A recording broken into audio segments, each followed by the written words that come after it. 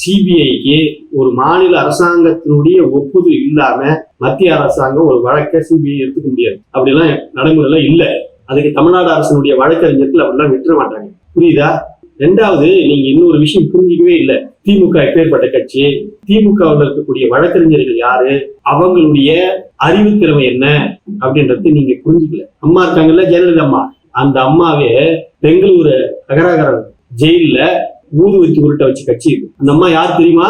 சாதாரணமான லேடி கிடையாது.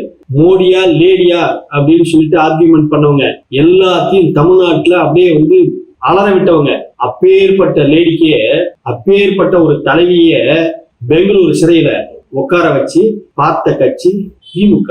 அதனால நீங்க தப்பிக்க முடியாது. நீங்க முதல்ல அதை புரிஞ்சுக்கணும். திமுகனா என்ன, திமுக எடுத்துக்கூடிய வழக்கு என்ன, திமுக மேல சுமத்தின வழக்கை எல்லாம் திமுக எப்படி எதிர்கொண்டது,